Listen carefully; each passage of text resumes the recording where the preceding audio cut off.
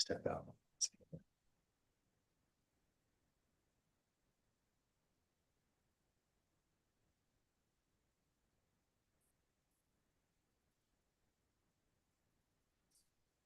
Yes.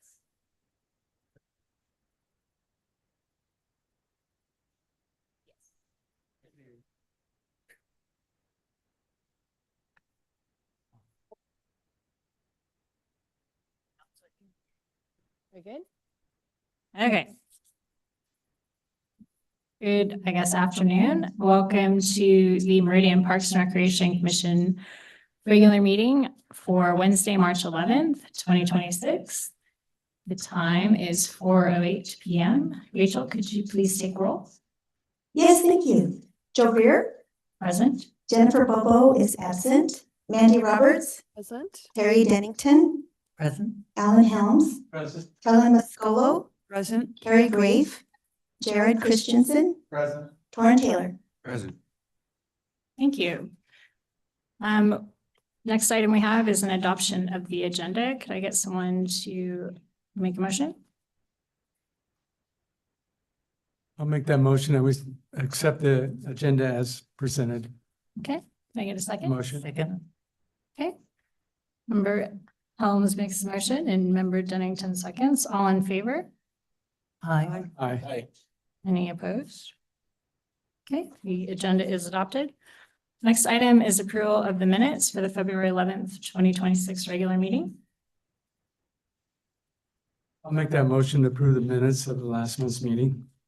Okay, member Helms made the motion. Second. Member Dennington seconds. All in favor? Aye. Aye. Aye. Okay, these minutes are approved. Next item we have are announcements. Are you gonna make the announcement or want to start it? Sure, Are we to number two on here? Is that where I can we read are? it, yeah. So Carrie Grave here on the end. We want to welcome her as a new commissioner. We're gonna give her a couple minutes just to introduce herself to all of us.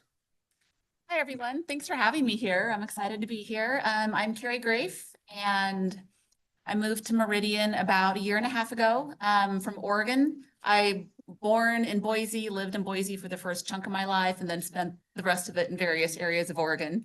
My husband got a great job over here, so we're back, and it's changed a lot since I was a kid, but it's exciting to be back. I bring my two kids with me, the youngest of which is already knee deep in all Meridian Parks and Rec activities, which is what really got me interested in being part of this board and getting to help out and learn more about my new town and what my kids are involved in. My oldest goes to Rocky and he's involved in lacrosse there. So you'll see me a lot of lacrosse games if you happen to be there.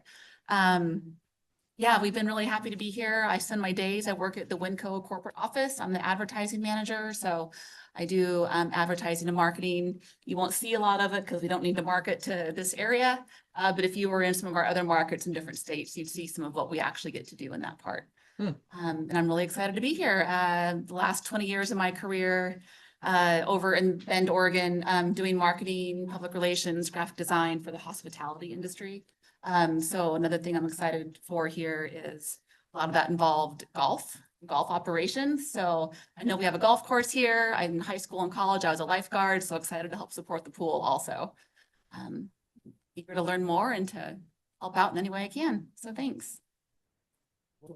Yeah, welcome. It sounds you have a really good background for all of this. I'm glad that you came back, and it's nice to have not everybody on the board has children, so it's good to have a perspective from a parent with younger kids. My son also went to Rocky, but he graduated. So welcome aboard. And then I just noticed your name's on here, so you should. I guess I'm supposed to be doing it. Yeah, take it Item away. number 3, sorry. We're gonna welcome another new commissioner, Jared Christensen. And so would you like to give us some background? Yeah, super excited to be a part of the commission. Was exposed to this, went through Leadership Meridian several years ago and saw city government and wanted to get involved and be a part of that and serve my community and get to know more about it. Been in Meridian for about 15 years, but before that was in Kuna and Boise, so I know the area well. I currently am the principal at Willow Creek Elementary in West Ada, so work with pre-K all the way through fifth graders and am excited about being involved in how our parks and the activities that are here support the youth, especially our younger kids. My wife works for the Treasure Valley YMCA over the West Y, and 4 kids. My youngest is at Meridian High, and my oldest is in college right now, looking to be a teacher as well. So real excited and hoping that I can contribute and support the Parks and Rec in Meridian. Awesome. Thank you. Welcome. You guys have great background. We have a pretty nice. It is, it's diverse- exciting. a diverse group up here, so, Well, and a full board, what's that? and it's full, like. Yes, we have a full commission. Do you have something to add to that? Well, I was gonna say that both Willow Creek Elementary and the YMCA are both been great partners for us in both running like camps and things out of Willow Creek, and then our partnership with the Y in the south. But the YMCA has been a great partner for us, so it's good to have those perspectives on the commission.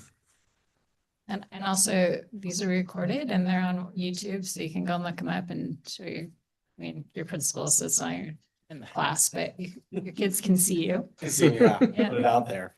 Yep, people will find you. Okay, so moving on, item number 4, we have the Spring Pathways Tour for April 8th that Steve was going to talk about. Yes, so Commissioner Greer and I were talking about when do we want to do the Pathways Tour, and they either fall typically in April or May.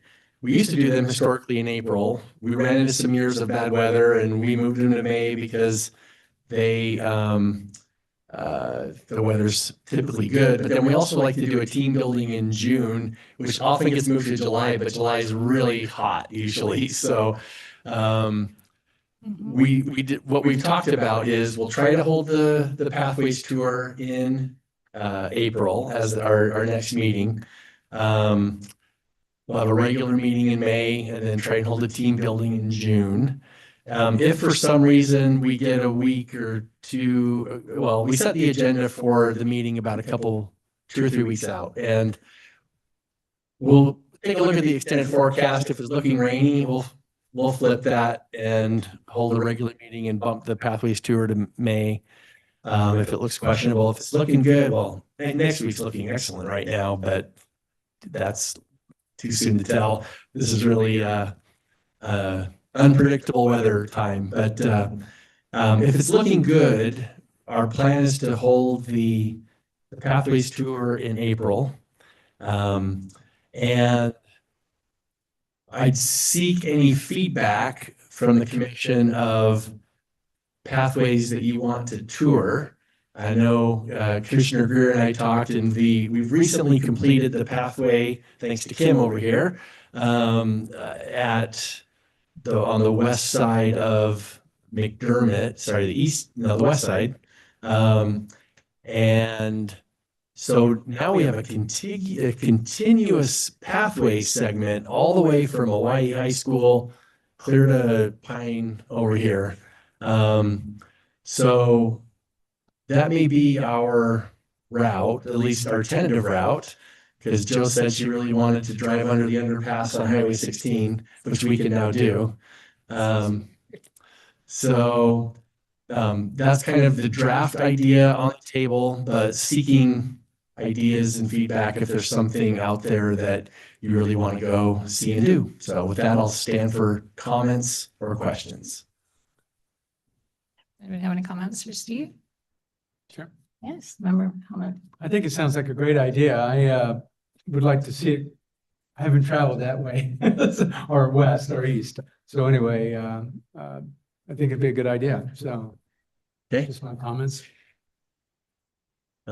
Watch for more information as we get it all planned out, but I'll just tell you my brainstorm ideas so you can start processing it. But I think we'll probably try and meet at Hawaii High School. We'll need to know if everyone can bring their own bike. We do have one or two that can be loaners, but I warn you, they're not great. So I encourage you to bring your own if you have one. But if you don't, we can provide a loaner. Given that often on these pathway tours, we go out and back or in a loop. But given how long this one is, while those that really want to ride can ride back, I'm thinking I'll probably try and arrange for a trailer at this end that we can all load our bikes into and go back to where we started. So, because Kim, that length is probably 7 miles, something like that, 7 miles. So it goes by fairly quick on a bike, but still, it's that's what I'm thinking. And there's some more fun things to talk about pathway wise, like I won't steal Kim's thunder, but the railway trails moving forward. Nothing we can ride on for this, but coming soon. So Yeah, You member didn't tell Helms. me we're gonna do the whole thing. That seems kind of far. No, just kidding. I'll withdraw my remarks. Madam Chairman. Yes, Yes. member Denny. So Steve, yes. if you get a tandem, I'll ride with you. Oh, okay. You'll do all the work? Nope. Just like, nope. I think I have like one of those cars for my dogs, but yeah, Oh, so somebody around. I haven't used it yet. need a little sidecar. Yeah. Yeah. Exactly. Madam Okay. Chair, Yes. just one comment, and also to Steve.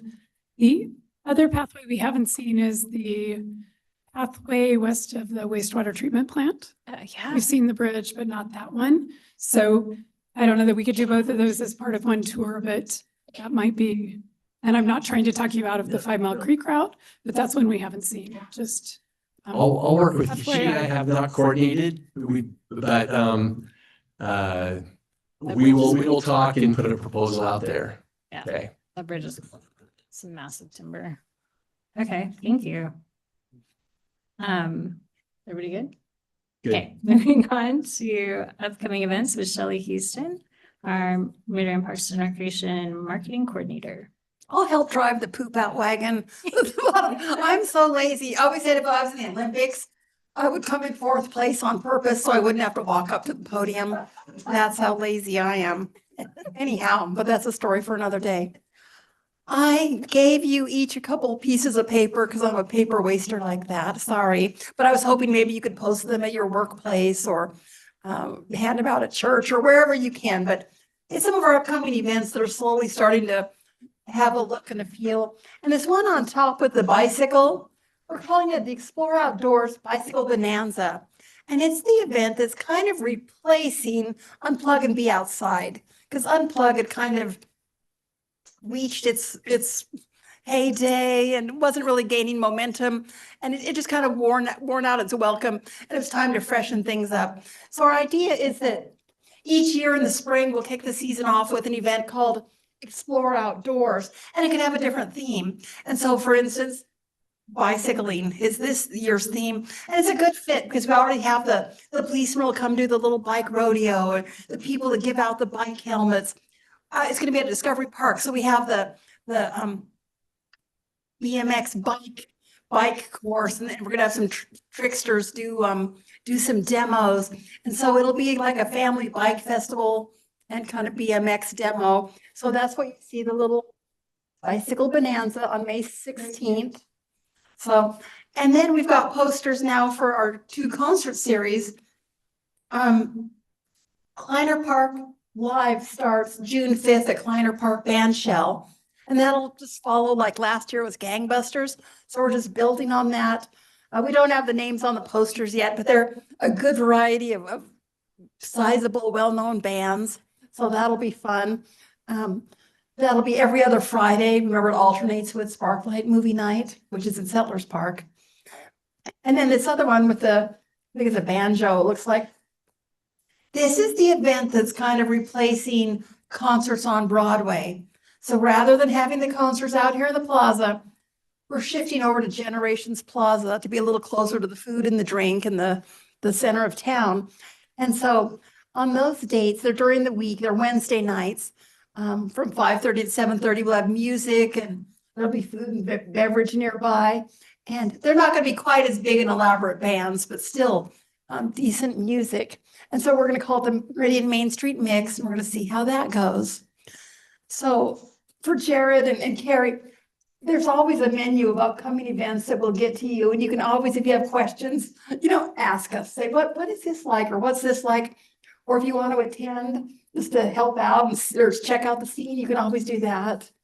So I'm so thrilled to have you on the commission. I'm retiring May 1st. Well, they've already got 20 years of me. You only get 20 minutes of me. So sorry, bad luck. But yeah, I'm gonna retire after all this time. And but there will be someone in my place. The new Shelley, a nice guy or gal, will keep you apprised of all the upcoming events. Jared, I've never been called to the principal's office before, and it's still on my bucket list. I can be quite unruly, so sometimes I least expect it. I'm going to expect it. Okay. Sounds good. And I also want to sleep on a waterbed, but I feel like that ship has sailed. I've got a whole list. Okay, thanks, guys. I'm here if you need me. I have a couple of questions, Oh, Chair. yes, Greer. questions, comments? First of all, Shelley, I know when you retire, you're going to be working on your stand-up comedian routine because you're so good at it, and I've seen it live. But congratulations on your retirement. Thank you, you're sweet. Yes, I'll be busy. It'll be hard to cut the apron strings. I can still help out at our special events, or I'm sure, and a lot of my best friends are up in the department, so I'm sure they'll be like, I thought you left. So I'll be around. I'm not going anywhere. I was also just wondering if we could possibly get versions of these, like JPEGs. Absolutely. Because Yeah, then we can absolutely. post them or share them with our friends. Yes, I like that. Social and email. Yep. Okay. We just really haven't launched to the public yet. These are kind of hot off the press. But yes, and then a new, the other thing I'll tell you is the summer activity guide comes out March, I think 18th, 17th, 16th, 18th, 19th, right around there. So there's going to be a big activity guide. It'll have ads for all of the upcoming summer events. So that'll be something that you can look forward to. So anything else? When are you retiring again? May 1st, May 1st? but who's counting? You're just telling us now. Yeah, well, it's kind of sinking into me. I can't get used to the idea, but It's so, Yes. so I can hold you hostage. Is there going to be something that we can?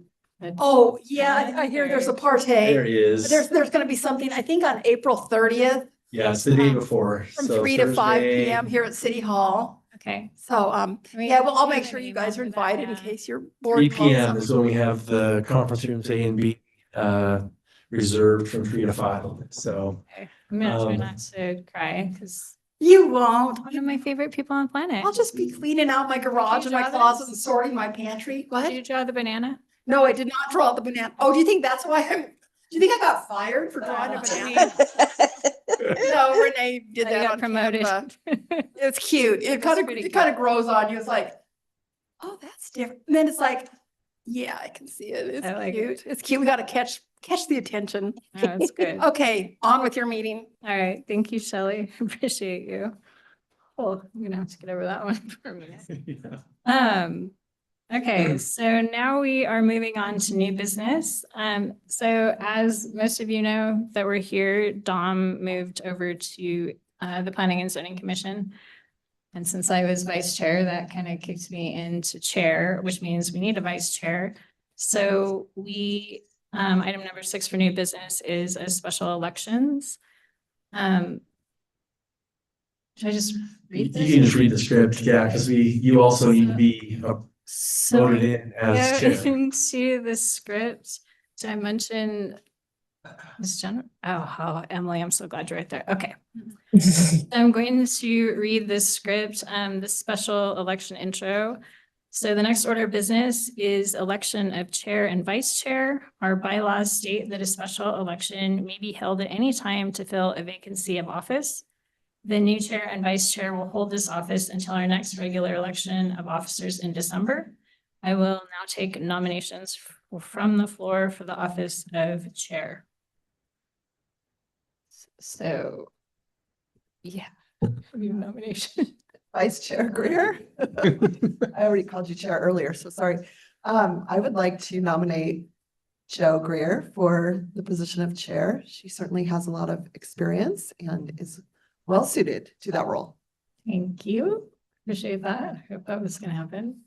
Madam Chair? Yes. Vice Chair at this point? I will second that motion with huge applause.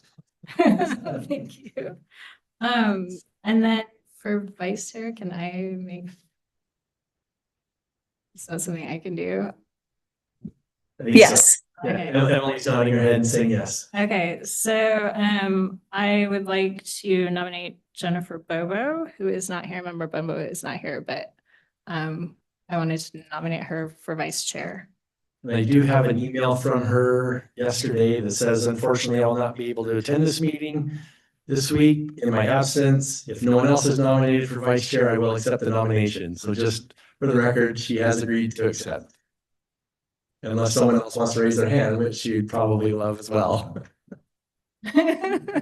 Nobody wants to do it, but okay. Okay, so that would be uncontested, right? Everybody's in agreement with that? Right. Okay, so myself, Joe Greer, has been nominated for the office of chair. And are there any other nominations for chair? Seeing none, the nominations for chair are now closed. And Jennifer Bobo, member Bobo, has been nominated for the office of vice chair. Are there any other nominations for vice chair? Seeing none, the nominations for vice chair are now closed. I propose that we vote on these nominations by as a slate and by acclamation, since the nominees are running in unopposed. Is there a motion to elect myself, Joe Greer, as chair and Jennifer Bobo as vice chair? Vice Chair Greer, I would like to make a motion to elect you, Joe Greer, as the chair of the Meridian Parks and Recreation Commission, and Jennifer Bobo as the vice chair of said committee, said commission. Okay, wait a second. And I'll second that motion. Okay, Commissioner Roberts made the motion and Commissioner Howell second. It has been moved and seconded that we elect myself as chair and Jennifer Bobo as vice chair. All in favor, please signify by saying aye. Aye. Aye. Are there any opposed? Okay, I'm just kidding. Okay, did we do that right, Emily? I hope so. Yes, yes. Got it. Woo! Okay, thank you so much for the script. It's really helpful. You're welcome. So well written. Okay, so I guess moving along. Get that out of the way. Thank you, by the way. So item number 7 for new business is the Meridian Parks and Recreation Lakeview Golf Course branding and signage with Ryan Roberts, the general manager. Is that right? Oh, Yes, hello, everyone. hi. Got a little PDF to share with you all here. Good? Awesome. So with everything that we've done out at Lakeview Golf Course, and all the upgrades and everything, we wanted to look at getting a monument sign out front. So Mike Martin hired Trademark Creative Studio to help with Lakeview Golf Course brand identity and look at some new logos. And after several meetings with them, Steve's been involved, Mike Martin's been involved, Cassandra's been involved, and 2 or 3 representatives from Trademark. 3 separate meetings to start to kind of land where we're at right now. And Steve asked that I share this with you to kind of go over those and get your feedback and next steps, if you will. So next page, please. So the Lakeview logo, the new Lakeview logo strikes a balance between vintage charm and modern energy, traditional topography, bold colors, and nostalgic graphic nod to golf's mid-century past while still feeling fresh and current. This approach positions Lakeview as fun, confident, and full of personality, honoring tradition without feeling stuck in it. Next page, please. Brand colors. The proposed color scheme reflects Lakeview's status as a facility of Meridian's Park and Recreation Department by referencing the city's branded color system, but by using more mature muted variations on Meridian's existing system. The color scheme captures the history and traditions of the game of golf itself. The colorways, the complete logo can be used in a single color treatment, whether darker colors on a lighter background or vice versa. Additionally, each element, flag, Lakeview, and golf course can be colored separately to make an exciting statement. Colorway options will be determined by usage and readability. And then monogram elements. In certain instances, an LV monogram can be used to maintain freshness in the branding system and work within space constraints. The proposed monogram reflects the primary Lakeview font in an elegant, rhythmic, cohesive form. The monogram can also be paired with a graphic flag element from the logo for yet another look. And kind of see a little taste of what it would look like on, some hats and shirts, as this is stuff that we would be doing as well. Even the flag sticks that we use on the golf course as well. So the new Lakeview Golf Course logo and monogram look great in a variety of situations, whether on branded apparel, on golf balls, divot repair tools, coasters at the bar, stickers, or on the flag sticks throughout the golf course. Utilizing the proposed color system, flags could be colored gold, off-white, or blue to represent pin location on each green.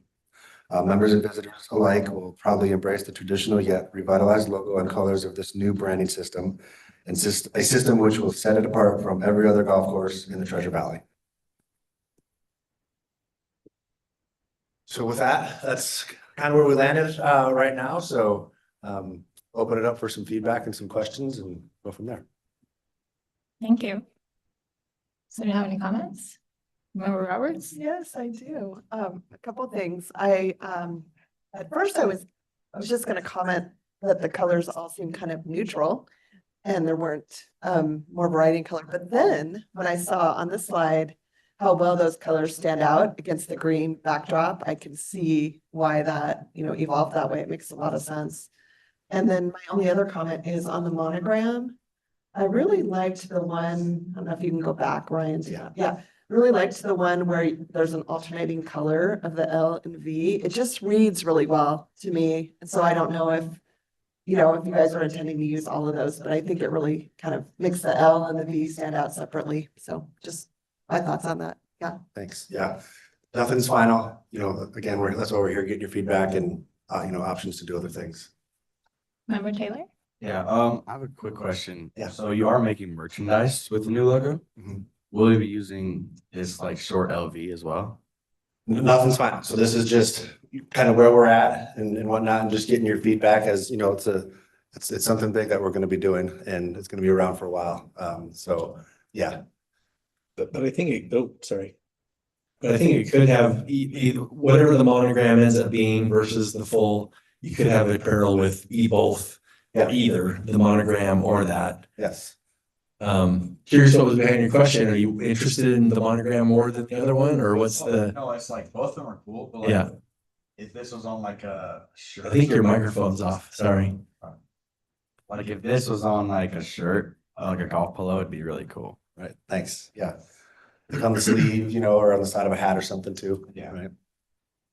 I have to check out the old. That's the old one. There you go. Awesome. Any other comments? Yes, Member Dennington? yes. You're trying to show us your biceps, is that? Yeah, if I had something to show, but no. So, I think it's really great. I love the colors and the mix and the flag as part of the K there on the Lakeview part.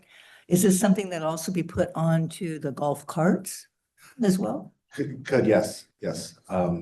Yes. Do we have any kind of, like, early looking at budgeting numbers, like saying, oh, if we go this route, this is gonna be way more, or?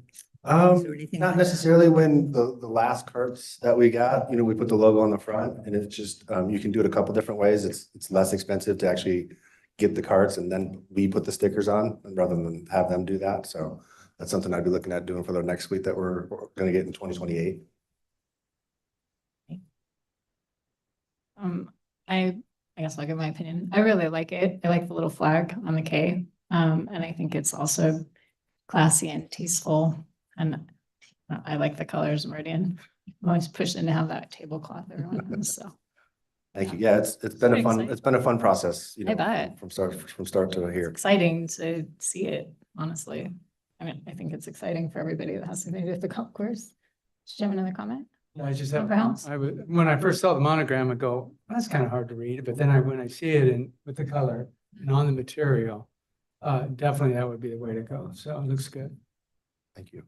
I agree. Without, when the L and the V are the same color, my brain wasn't quite sure that was an L and a V, but when it's the alternating colors, it pops and it's very clear what it is. Okay. Yeah. Thanks.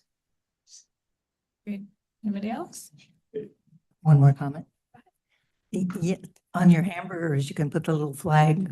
You know, the I think ideas that'll are be endless. That is brilliant. Yes. I love that. Yeah, or staple it into the top of the bun or something. Exactly. I don't know. Well, I guess, yeah, could do that. Get a branding iron. Mhm. Chair. Anything about Murray and Staples. Yes. Oh, I was just gonna, I don't know if you plan on saying this, but I did read it in Ryan's email yesterday that he wants to explore with the group that making that, the gold color, maybe a little more bronze. So, you know, this is, I think it's close to final, but it's not final, but that's why we're bringing it to you now to just gather any additional comments. We're, you know, I know that Ryan's thinking about some slight modifications to the color scheme, but still keeping in the same family. So, anyway, we are, yeah, working on this and, ready to bring it to you, and probably still another round to make a final before something goes to council, but we wanted to bring it and get your feedback. So thank you. Thank you. Madam Chair. Yes. So basically, we're kind of going with the colors of the city somewhat, right? Is that why That's what we're trying to, you know, trying to pull that together? blend it a little bit. Yeah. Right. Okay. Thank you. That is correct. Anybody else? Regarding the bronze comment, I can see your point. But anyway, but then I don't know how the others look at that. Anyway, just wanted to share. Thank you. Sounds like everybody likes it. Nice work. Thank you for sharing that. Thank you all. Pretty exciting. Thanks. Now I want to go buy something. Thank you. Thank you. That's his hope that a Yeah. lot of people will. Oh, I mean, it's something good if it makes you, want to go buy something with it on it. Okay, next item number 8 is the City of Boise Pathways and Open Spaces update with Nina Schaefer and Meg McCarthy from the City of Boise. Hi. All right. Hi, everyone. Hey. Just get my notes all coordinated. Okay. All right. Hi, nice to meet you all, Madam Chair, Commissioners. Thank you for having me today. My name is Nina Schaefer. I started at the City of Boise in December as their Pathways Program Manager. And so I'm here to introduce myself, tell you a little bit about our program and where it's been, and then showcase some of the planned connections that we have between Boise and Meridian. And then I also have on our call Meg McCarthy. She's a colleague of mine from the city. She's our senior planner of land use and transportation, and is going to be sharing some updates in regards to our transportation priorities and how they might align with some of the parks and recreation in Meridian. Awesome. So for a bit of background, the Boise Pathway Master Plan was adopted in 2022 after about a year or two long effort of outreach, ongoing interest from the community building around expanding the Greenbelt beyond where it's at right now. I think our city has great connections to it east-west, but we really are looking at this opportunity of building out north-south, as well as just getting more of our neighborhoods connected to the Greenbelt. It proposes about 112 miles in addition to the 50 miles of Greenbelt and some micro pathways that we already have. And a lot of those will be getting to the edge of Boise and will interact with some of the pathways in Meridian. And while we see a lot of opportunities for recreation with the pathway master plan, it lives under our planning department largely because we see it as a long range transportation solution for a lot of the needs that our residents are facing. And on that, as you all may know, we don't own our roads. And so this is our way of being able to address some of the active transportation initiatives that we want to see and that our residents have told us for. So our vision is kind of what I just said is to create a connected, safe, and accessible pathway network that expands beyond the Greenbelt to link neighborhoods, schools, parks, and key destinations.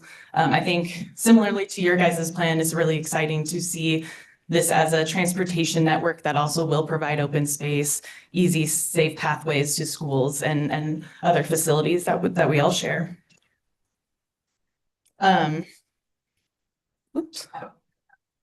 Okay, so went ahead a little bit.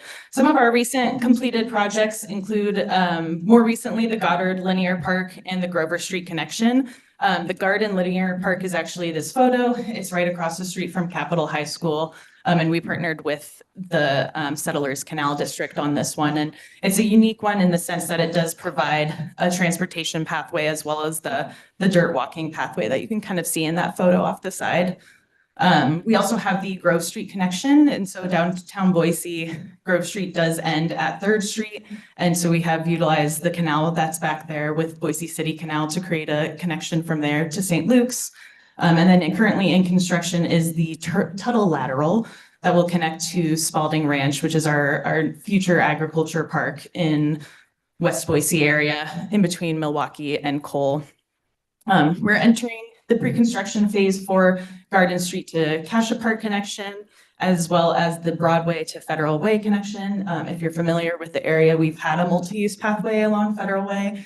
We're looking to connect that to the Southeast Boise area. And then finally, we are looking at design for the Spoils Bank Canal in Northwest Boise. All of these don't really hit Meridian. And so I did want to share a little bit about what we have planned out in the future that will be of interest to Meridian. So I'll start from the top, working north to south. That green star there is to indicate the Zinger Lateral Pathway Network. I'm calling it a mini network because it really does run on and off from Eagle Road through Hobble Creek Park, and then going into the HP facilities and the neighborhoods in that area. And that area is largely completed with pathways. We do have a couple that we might be looking to extend. And then right below that is the North Slough. I always never know how to say that one, but I will find out in due time. That one runs from Eagle Road and gets you kind of towards Ustick Elementary. And then we're looking at the Milk Lateral, which would connect from Redwood Park to the nearby Kleiner Park area. And then Reidenbach Canal, I think, is one that I'm really excited for the future connection it would bring. It starts from the headway of the Barber Park Dam and obviously runs through the Treasure Valley. And so we really do see that as a cross-jurisdictional transportation opportunity.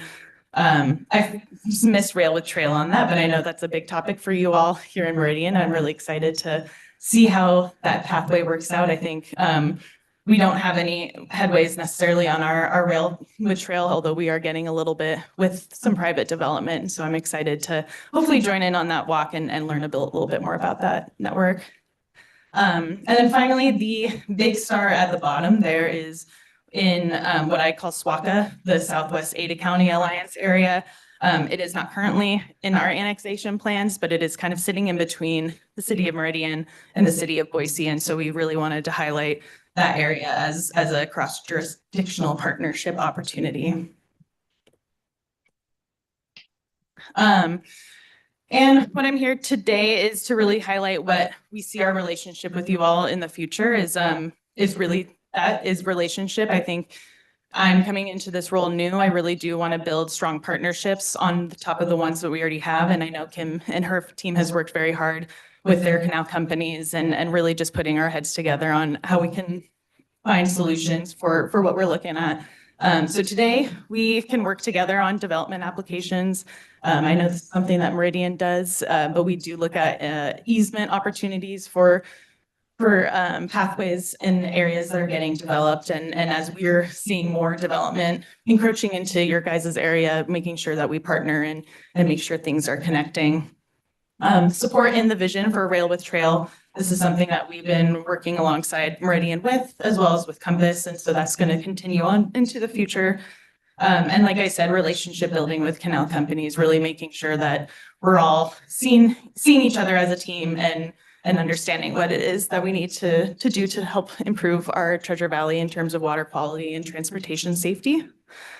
And then in the future, we are looking at partnership on a cross-jurisdictional pathway, whether that be the Reidenbach Canal, Rails with Trails. I think there's a lot of really great opportunity for us to look at what that could look like as studies wrap up and we start entering those next steps. And then in general, really looking at building that coalition to help support that collective network. I think when we look 20 years ahead, we hope and dream that these pathways are completed and really wanting to make sure that they also bring people to where they want to go and they connect properly. And so really making sure that we're building that coalition from here, yesterday, and beyond as well. So before I hand it off to Meg, I'll stop and see if you have any questions regarding our pathway program. Anybody have any questions? Member Helm? I was just kind of curious, you've been experiencing issues with electric bikes and so forth. I mean, now we're seeing them on the golf course where they're getting on Apple Hours and doing, like the tee box has a ramp to jump up on and get in the air path. But Wow.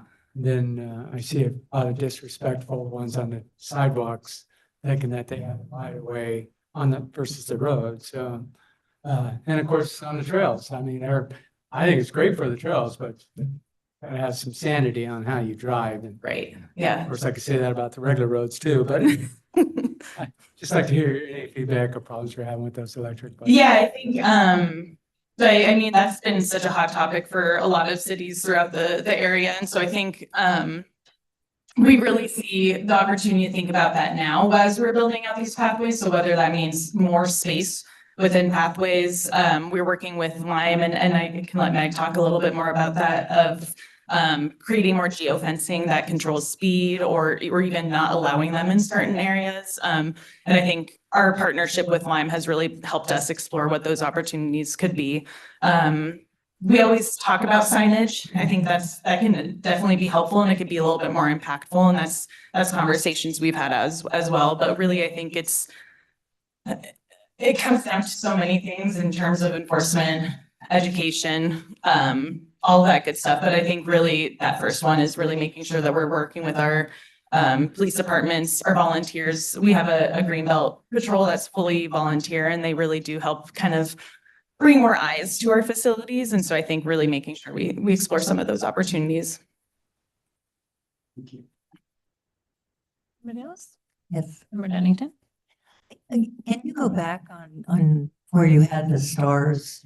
I think that's so, or maybe back. These pathways that you're talking about right now, these are actually things that are in the works right now or things that are partially open? I don't remember if I saw that on a previous slide. No, that's a good question. These are not currently in the works. We just wanted to call these out to bring to your attention. Maybe there's future funding partnerships that we can start exploring. Right now, we do have a lot of our own active pathways and so or projects. And so as we continue to get through those, I think we want to make sure we're on the ball of what's next and really looking to a good opportunity with the city of Meridian if there is one to identify what those will be. Follow up? It's so just what you're saying is these are really going between Boise and Meridian is what you're looking at, trying to the partnership in this direction with the arrow, with the stars here. Yeah, so this was more so of a visual to just kind of share the red side being Meridian and then the pink side being ours of where partnerships can occur. The stars are just kind of my way of, there's a lot to show on this map. And so just kind of helping you kind of reference. And then the color coding is just to showcase complete versus in planned. Yeah. Thank you. Anybody else? Okay. thank you for this presentation. I know that somebody else is going to speak, but I think especially with the growth that we are having, it's imperative that we do have good communication between cities because there is not really a transit system per se. So this is kind of what we have. Yeah, So absolutely. it's great that you guys are communicating, of course. Kim's awesome. Madam Chair? Oh, I was just AFC. gonna, since I probably won't have, is it Nina and Kim in the same room at the same time, I just wanted, other than now, I just want to encourage you two to get together and look for any places where we don't align, or because it's nice that we both have GIS data. It looks like we both have pretty robust data sets. And so if you can just, I can just encourage you to look together at, you know, where we might be doing this versus this. I think it'd be a really good exercise so that we don't, you know, miss each other.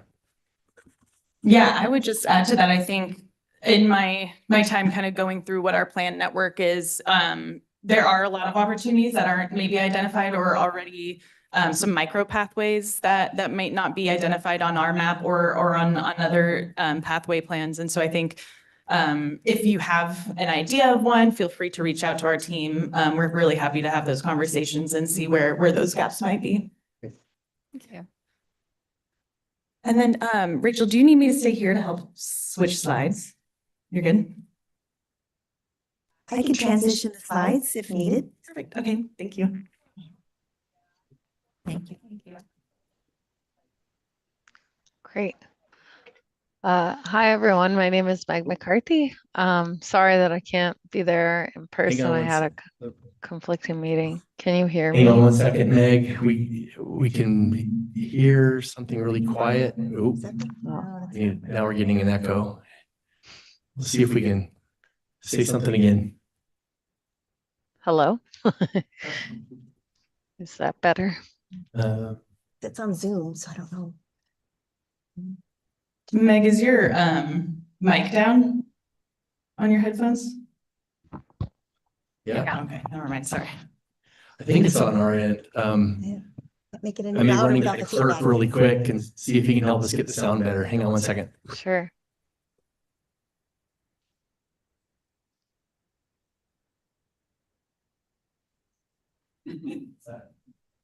Like do a blank screen. Right? Do like a blank screen. Right? They do for football game. When they go to commercial. That was my time.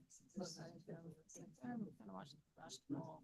I don't really get close towards the final four. I'm like, I know what it is.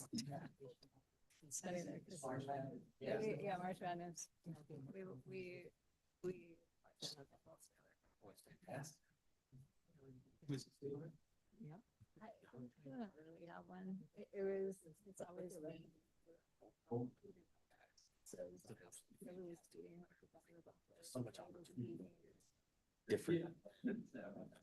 But we like to watch college ball for ridiculous. It used to be. Like, He was at U of I, but he just transferred his scholarship. That's Carroll College in Helena. The private school, so it's like. Zoom sound. Speaking. Meg, go ahead and say something again so that she can hear what we got going on. Yeah. Can you guys hear me okay? My brother. Is it still Actually, echoing? can't hear you at all now. Oh, no. Yeah, a little before. You don't hear anything? I can hear you on the Zoom. Okay. That's That good. means nothing, I guess. I think we have you now. Something, Oh. we just changed something online, so we got you. Yay. Okay, take it away, Meg. Okay, you guys can hear me. Yeah, thank you. I'm sorry that I can't be there in person. I had another conflicting meeting and didn't have time to be able to zip out to Meridian with Nina, but I appreciate you dealing with the technical difficulties and letting me present. And I think Rachel, I don't know if it's Rachel or Kim who's running my slides, but thank you for doing that too. So we are, I'm kind of working at the city as the liaison for ACHD, and also, yeah, coordinating our scooter contract with Lime, and just have my fingers in all of the transportation things that are not a separated pathway, which is Nina's realm. But I wanted to let you know about some projects that were recently completed that kind of connect right at the border of our city and of Meridian. So the McMillan Ustick Bikeway crosses Eagle at Wainwright, and then it connects to a pathway. It's kind of a pathway, I think, that goes through a subdivision, like an HOA pathway. And then another section is the Grenadier and Ustick PHB. I think ACHD is actively building that right now. But that connects the low stress bikeway and helps cross Ustick there. So those are two projects that I just wanted to alert you on that are active transportation oriented. And then we can move on to the next slide, but we just submitted or we are next week, and so is Meridian, our 5-year plan priority list. The city of Boise has almost 85 square miles of land. So that's what I tell myself anyway for feeling bad about submitting nearly 100 projects. But we definitely have at least one for every single square mile of the city. But when you submit projects for prioritization, they're divided into two categories. We have roads and intersections, and then safety and compliance projects. Those used to be called community programs. But the roads and intersections are really widening capacity projects. A lot of times they can be impact fee eligible. And so we had 19 requests for roads and intersections. And then our safety and compliance projects, the city of Boise definitely are really excited and eager to get people biking and walking. So we have so many safety and compliance projects, 74 of them, but those are things like crossings, sidewalk projects, bikeway projects, upgrading bike lanes, adding bike lanes, adding, sidewalk gaps, PHBs, just any RFBs, lots of those kinds of projects. And some of those ones too, we coordinated with our Boise Parks and Rec as well, to make sure that we're providing crossings and just infrastructure to be able to get them to match our parks and transportation. So we can move to the next slide. So for the roads and intersections, the projects that the city of Boise has in our plan that I thought were the most relevant to the city of Meridian, definitely the 5-mile overpass. We'll be putting multi-use pathways on both sides of the road. That's what this image is of that new overpass. The 5-mile overpass is the last remaining like farm to city overpass in the county. So it'll be interesting when it goes. But we moved it up to number 3. And then the Lake Hazel extension, I'll be sharing more about that in a separate slide. And then we have 2 projects that are in our area of impact, but definitely have effects for Meridian's transportation network. We have Amity Cloverdale to 5 Mile, it's number 9, and then Maple Grove Victory to Amity, it's number 10. And then Cloverdale Overland to Victory snuck in. I got a lot of comments from the public, and it's already moving forward. Design's completed, but that project actually will connect. It will kind of help tie some of our pathway network together a little bit better by providing a crossing at Muir Ridge, I think is is what it's called, and kind of by Peppermint Park, but it was identified as one of the stars on that list that Nina just shared. We can move to the next slide. Northview Ustick Bikeway, Shamrock to Milwaukee is our #4 project. This connects the West Bench, a place that really is kind of underserved in terms of safe bicycle and pedestrian infrastructure.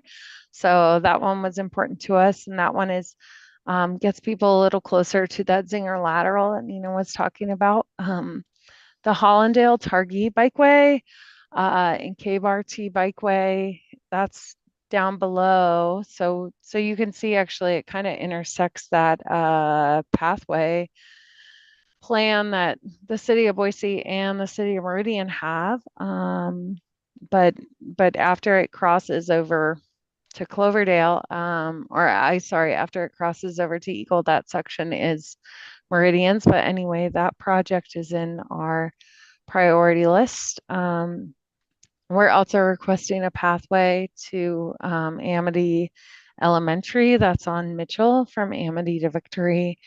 And then the Cloverdale 5-mile bikeway is in that SWACA area that Nina shared earlier.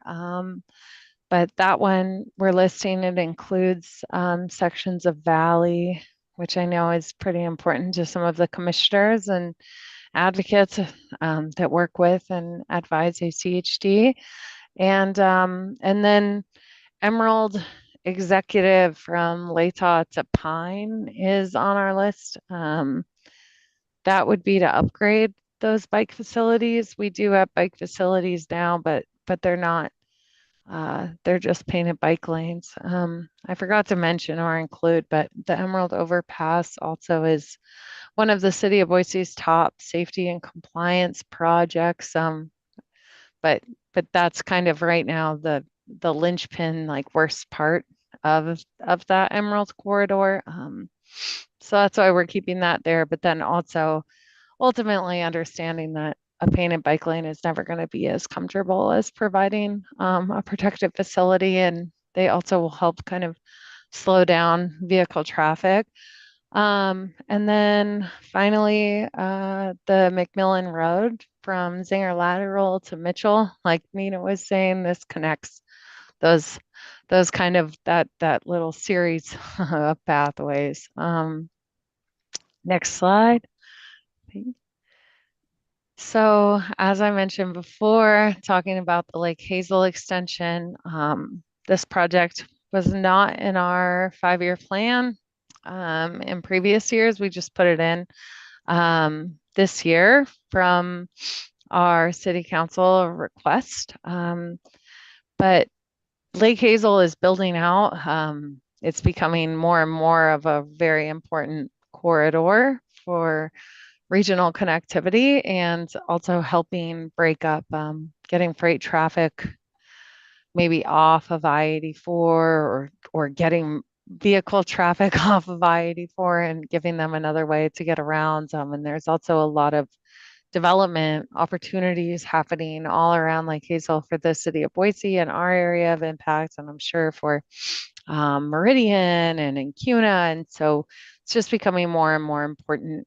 So ACHD is building out sections of Lake Hazel. Eagle to Cloverdale is scheduled for construction in 2029. Cloverdale to 5-mile is scheduled for construction in 2030.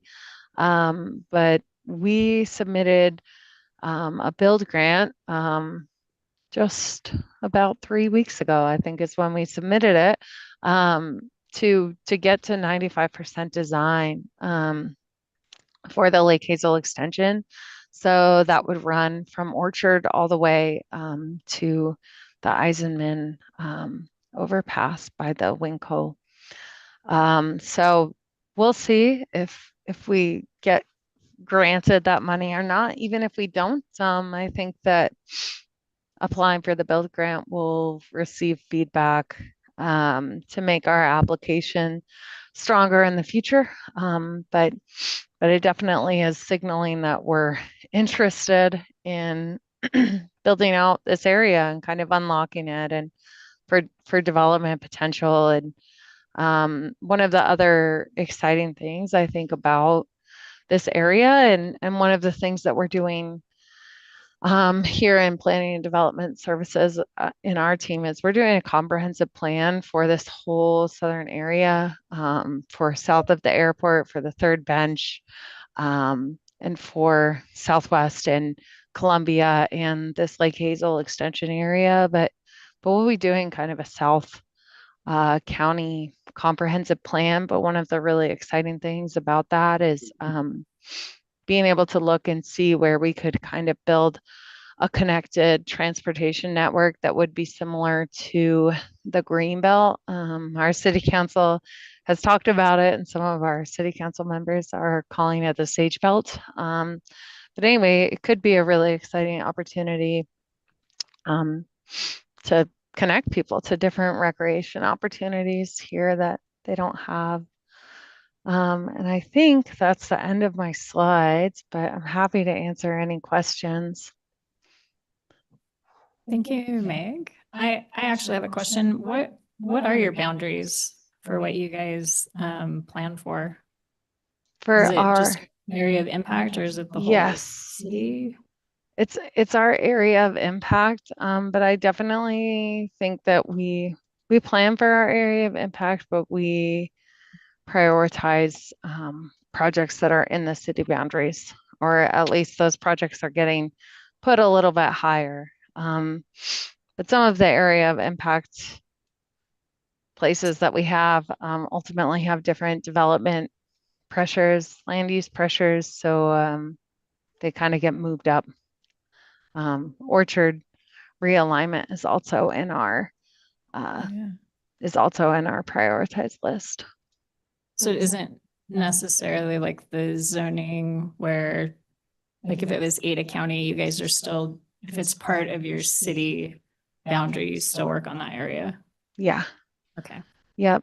Sorry. Oh no, that's okay. Yeah. And we met with Ada County, going through our 5-year plan priority list to kind of say, like, especially for like Maple Grove, and Amity, and to let them know about Lake Hazel. But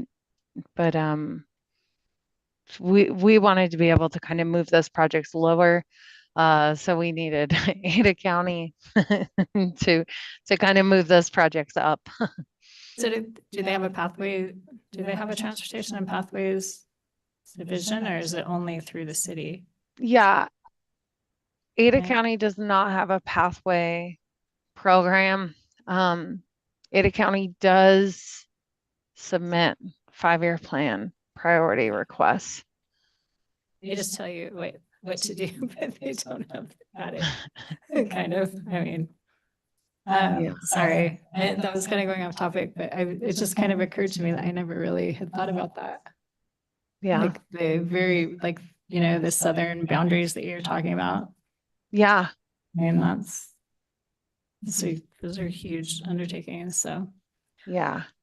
And I'm not sure if Meridian staff meets with Ada County. I would imagine that they do. Do you guys meet with them, Kim? Pardon? Do you meet with Ada County? No, not regularly.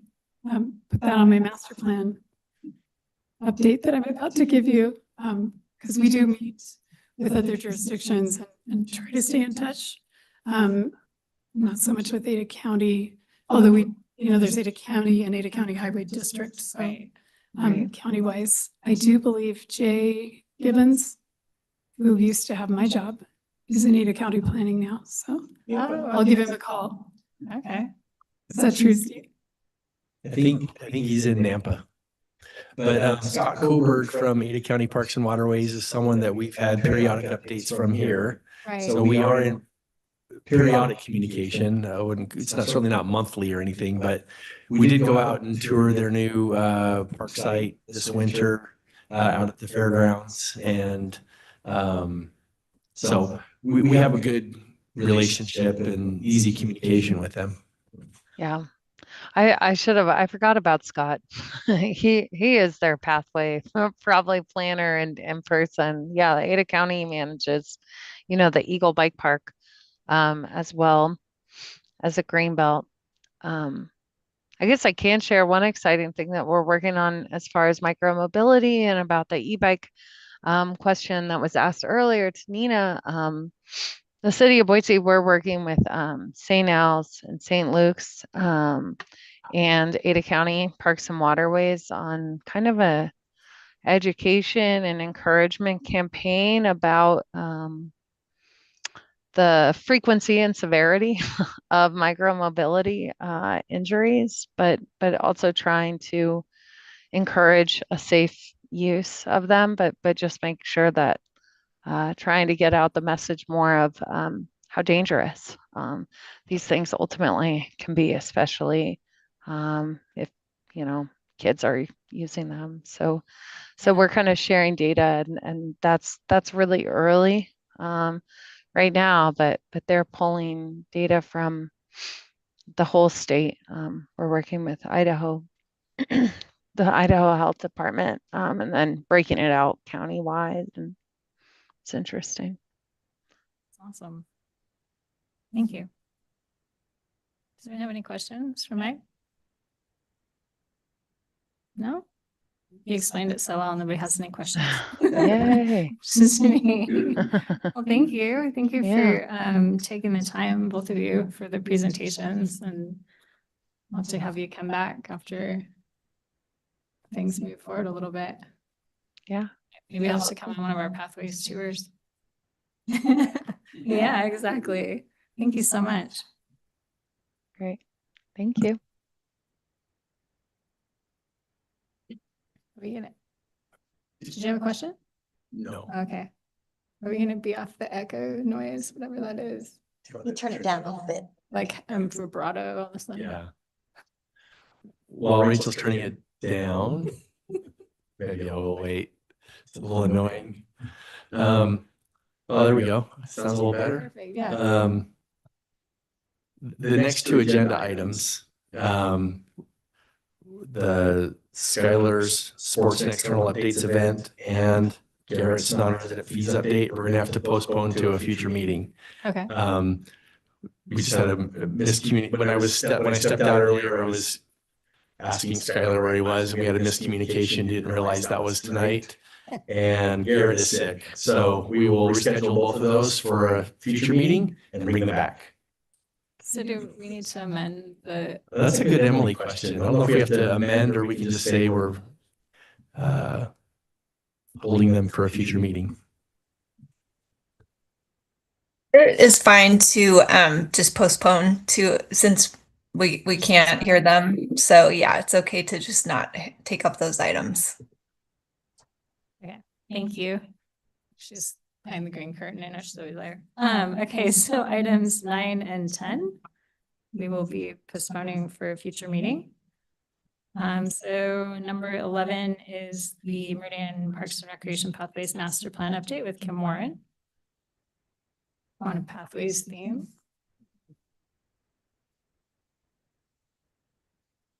Oops. Hey.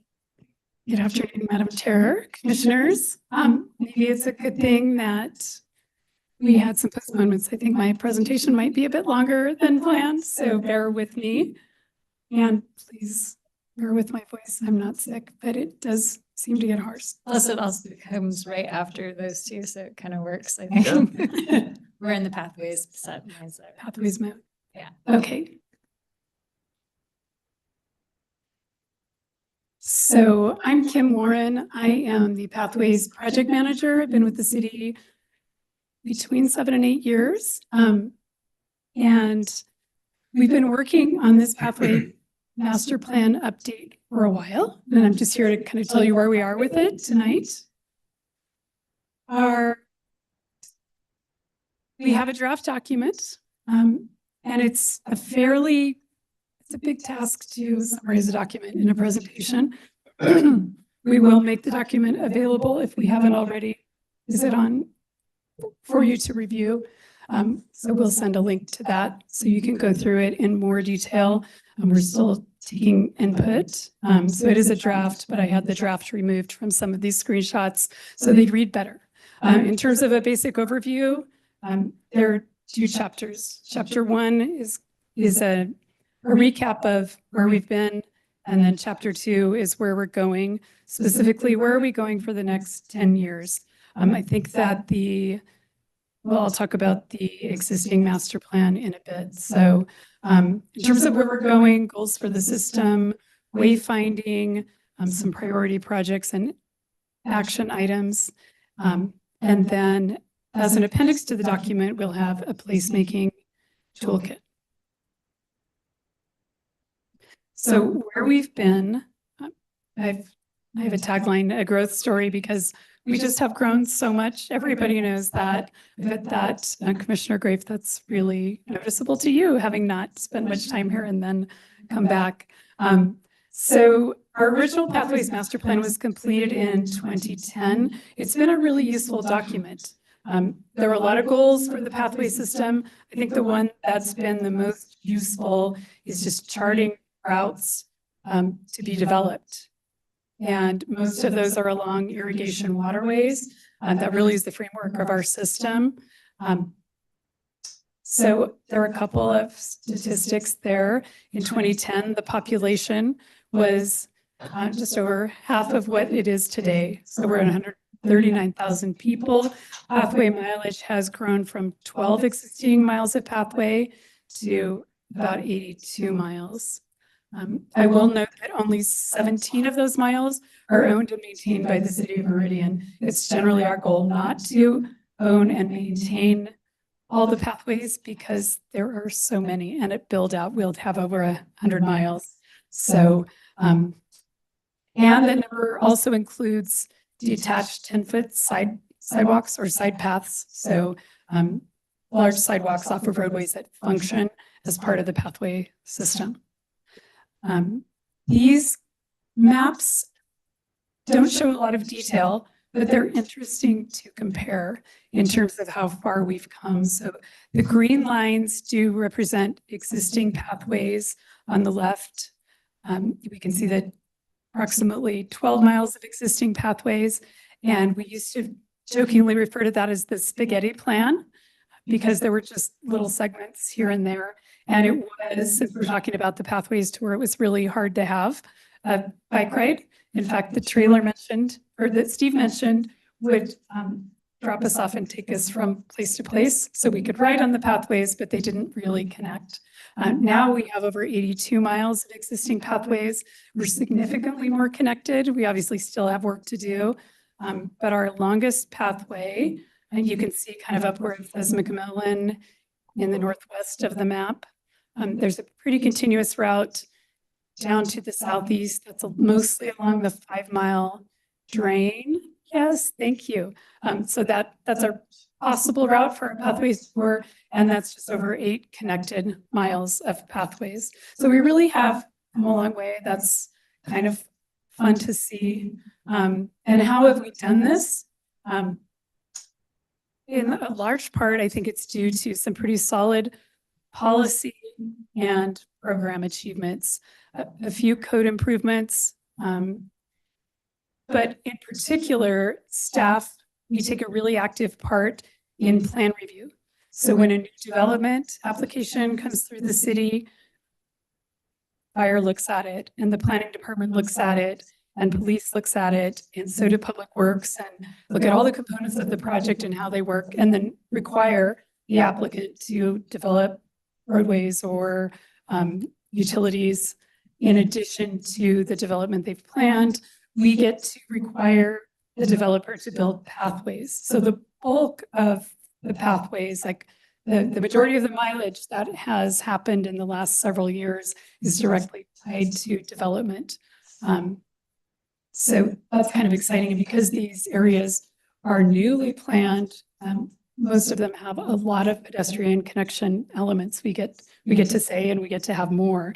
It's really hard to work a pathway into an existing area. And then we also have really strong community support or pathways. Residents always name pathways as a top priority when asked either on our survey or park master plan in general updates surveys. They're just very popular here and in the Valley in general. Council is really supportive and they're generous with funding through our annual budget process for city-led projects. Then we also partner with Compass, which is our metropolitan planning organization, Ada County Highway District. We also have a list of priority projects that we provide to them every year. We ask them for crossings in key areas. So that kind of coordination. And then a big partner is the Nampa and Meridian Irrigation District. A long time ago, I think it was 2002, maybe. It was after that, but we were able to negotiate a master pathway agreement, which is kind of the rules of how we put pathways on irrigation, next to irrigation waterways. And case by case, we get approval from the district, but in general, we've agreed to how we're going to do it. And that's worked really well for us. Really the skeleton of our pathway system is waterways. And now we're looking at trying to, all the waterways run kind of from the southeast to the northwest. And so we're looking to connect between some of the pathways that have happened. So where are we going? The action plan that we have drafted is oriented around 4 primary goals for the system, to connect all neighborhoods to key destinations and activity centers. I'll talk more about these in a bit, so I'll let you read these. To strengthen and expand partnerships. We want pathways to help contribute and build a sense of community. And then we also, and we've talked about this a lot for those of you who've been here, build awareness of pathways as a public amenity and just, people know and love them, and we just want them to know about them. And then we did do some community outreach to help us formulate these goals. We had an initial stakeholder meeting and workshop that included people from other neighboring municipalities, ECHD, the Valley Regional Transit. I was trying to think of the acronym. Anyway, stakeholders in the area. So we got input from them. We did invite people via the website and emails and the sign that you see with the scanned barcode. We had a few of those placed around at Pathways, inviting people to sign on and participate in this interactive survey. And then, of course, we have a lot of institutional knowledge about just things we hear from people, how we know things work. So here's an encapsulation of the top improvement priorities from the survey. Safer street crossings were big, looking at connecting destinations, wayfinding. Etiquette is something we haven't tackled much yet, but you can read the rest of the list. And then any input from you this evening or on the heels of this, as you review the document, if you're interested, and I hope you are, feel free to send any more specific input to me, because we always count Parks and Rec as kind of our public input representatives. I'll go through the goals in just a bit more detail. So a pathway system, goal number 1 is a pathway system that connects all neighborhoods to key destinations and activity centers, making pathways a recreation amenity and a way to get to daily needs for everyone. We talked about this a little bit in the planning. We think it might be a tad ambitious to say all neighborhoods, not all existing neighborhoods are going to have a multi-use pathway, but we are aiming to get people access to the system. So look at the routes that load onto the system so that even if your area doesn't really have the ability to accommodate a multi-use pathway, we're looking at better access for people to get to the major pathways. Why is this important? And I guess I just said this. We're looking at access to the system, and then how will we make progress on this? We do city projects, 1 or 2 or maybe 3 this year, but periodically to fill in gaps, pathway gaps that won't be accomplished through our development condition process. So we are working to fill those gaps. We're looking at making connections across I-84. And then we're looking to connect major destinations, some big activity centers. We try not to get too much into the commercial realm, but certain things come to mind, like Wahoo's or the Village, big places that a lot of people go. And also primarily, I guess, parks and schools. This is again, just to highlight, it's an overview because our plan document is 30 pages and it's a lot of information. One great thing that came out of a workshop that we did with our consultant, looking at destinations and linkages and schools are, the map is hard to see, I apologize. But some identifications are identified. And then as we got to talking, we have existing pathway routes. And one of those routes that we had been trying to develop was called the Meridian Loop. It was a really big loop that went all the way up to the north part of town and all the way to the south part of the town. And it used sidewalks and pathways. And we decided that loop was a big, that it would never feel like a cohesive loop. It was an interesting thing to keep in mind. But in this workshop recently, we looked at the idea of a tighter loop. It's not exactly a loop. We're calling it the core loop for now. If anybody has any great ideas on what we could call this, I'd appreciate it. I like the lasso, is there some sort of a belt? I like the sage belt that Boise talked about. But anyway, for now, a tighter loop that we can concentrate on connecting elements of sooner. And again, to help connect between pathways and to give people more choices to get onto the system. And again, within the next 10 years, thinking short term, there are a lot of pathway segments that eventually will come into play, but what can we do in a shorter period of time to make this a more useful feature? And then Linder Road, which is on our, it's something that's been on our pathways map that we are planning for. Linder Road really is, I think I heard city to farmland from Boise, but this is kind of river to farmland. Linder Road goes from Eagle to all the way down to Cuna. It goes through Meridian. So we are looking at side paths along the roadway with, in spots, landscaping and or other elements that would help to create this strong linkage. We've also got the Linder Road overpass over I-84 coming online. So that makes this a much more useful option, obviously. So goal 2 is a pathway system built through strong partnerships, improving and expanding these partnerships to grow and enhance the network. I think we're already doing this pretty well in a lot of ways. We do work pretty closely with ACHD, and we've ended up collaborating, and it was kind of an informal collaboration that just came out of a lot of different meetings, I think, talking about development plans. But in Meridian now, our practice is to have the wide sidewalks detached from the roadways, on arterial roadways, but detached wide sidewalks on mile collectors and where we can. Streets are wide and fast here, and it's hard to get a comfortable kind of pedestrian facility on the roadway. Some really serious bicyclists don't like the sidewalks as much, but we just feel like it's safer. And so that's become an ACHD policy that along arterials, we do have that detached and foot side path. So that started to just show up and really has added to the system. And then we, as I mentioned, have our agreement with Nampa and Meridian Irrigation District, which has been really key. So how will we make further progress on this? I think we do communicate frequently with ACHD. We have a quarterly meeting where now we meet again in person, which it sounds like a cliche to say it, but it does help just for relationships and rapport.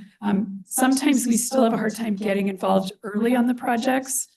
Just to say, what facilities we want. If they're not planning for a facility of the width that we want, sometimes there are cost share opportunities where, they'll say we were going to build an 8-foot sidewalk, and if we want a wider one, we can pay the additional.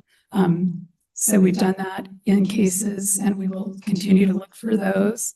I think the word that we're talking about in terms of the county and maybe ITD is periodic collaboration. ITD is a little trickier. They tend to not, and they say they're not even able with their funds to do pedestrian facilities. So that's a door to keep knocking on and keep talking about. We do end up building 10-foot sidewalks along highways like Chinden, which is State Highway 2026. There is a detached side path that runs the length of that. I'm not sure who built it. Was that part of the ITD project? But it's continuous for many miles on the north. So it's getting better. But that's the goal. And then we work really well with the Nampa and Meridian Irrigation District. We've worked with settlers. We've worked with a couple. But there is at least one district out there that won't even take our calls, just doesn't want to talk to anybody about pathways. So continue to try to build relationships with other districts and ideally work towards having similar agreements with them because it helps us and other municipalities develop pathway projects. But it also, I think, helps the districts just because a lot of the negotiations are set down already. So they can quickly approve or deny case by case. And then, of course, to continue to work with neighboring municipalities. We are in the middle. We've got Eagle and Cuna, Nampa, Boise, and maybe a little corner of Star. So yeah, we are the kind of a hub. So we do want to be aware of where we're going. This picture is, was this the one, Madam Chair, that you were talking about?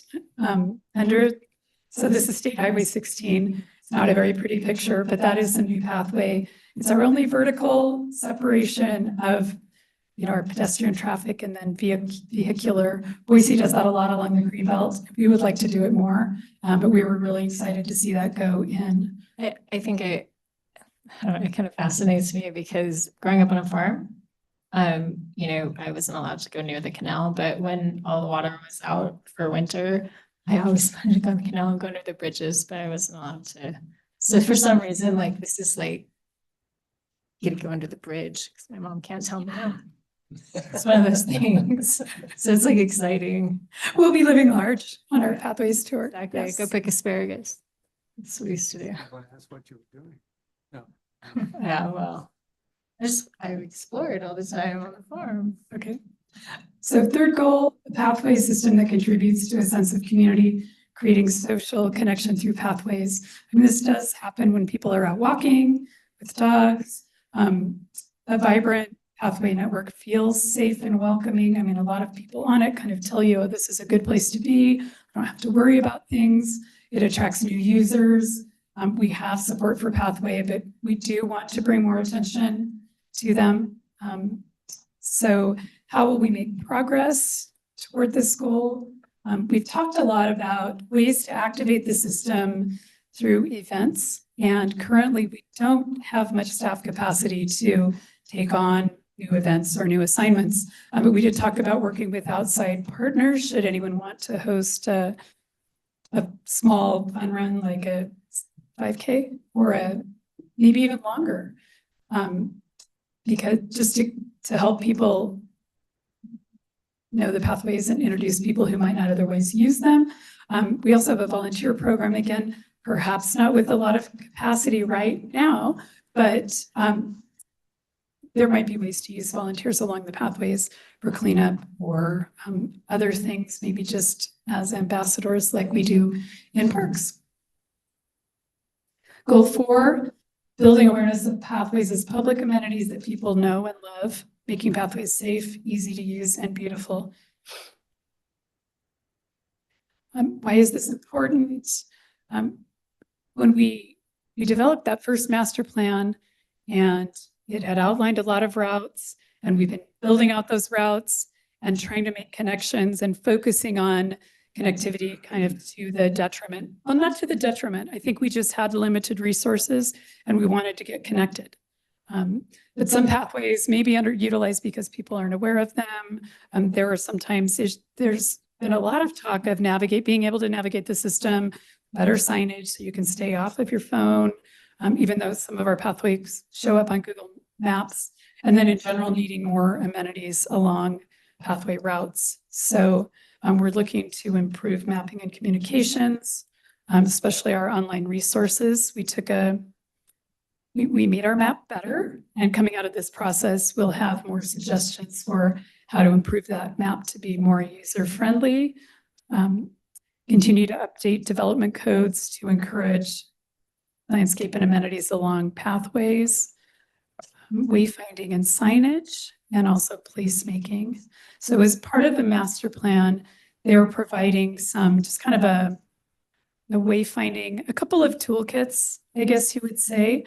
So wayfinding is something, I think I've got it on the next page, that would be a future project that we would, advertise and look to hire a consultant to come up with the specifics. But they are providing Alta Planning, our consultant, just some sort of typical signs, kinds of signs that we would need for a complete wayfinding system, and then where they would go.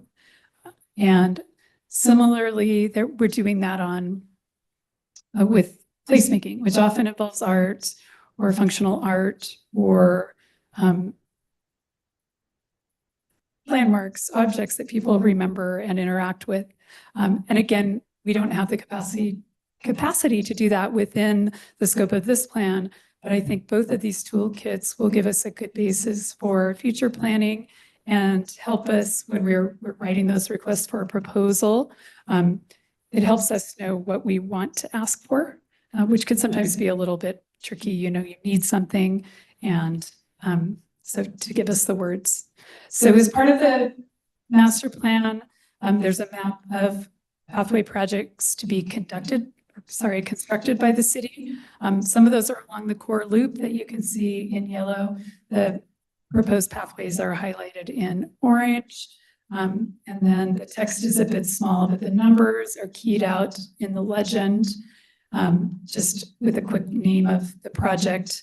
And those projects have been included in our CFP, which is sort of a plan of what we think we're going to spend money on in future years. So there's some more near-term plans for those. Timing can always change depending on available budgets, or just opportunities might come up elsewhere that we need to take advantage of, or sometimes we can't get permissions to do pathways where we want to, when we want to do them. Also in the plan, for each goal, there are these strategies for implementation. There are summary tables provided for each major goal. So that gives some definition to what is the action we need to take, what kind of action, who would lead that, is it a partnership with other agencies or departments, what is the approximate timeline, just to put some structure to what it is, steps that we can take to get toward these goals. And that is the end of my slides. So thank you. I would stand for questions and comments. And I think what I will do, rather than try to take notes, we're obviously on the record.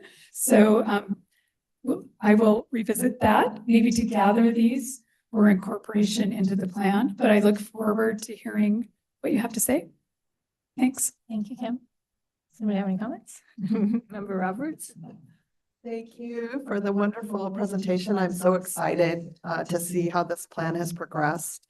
And I really liked, Kim, how you presented the goals and you talked about why this goal is important and how will we make progress. I don't know if that's a convention that's in the actual plan itself, but it's really effective. And, just in condensing the essence of what we need to do. I think I would just, if you could go back to maybe that most recent map where, yes, this one.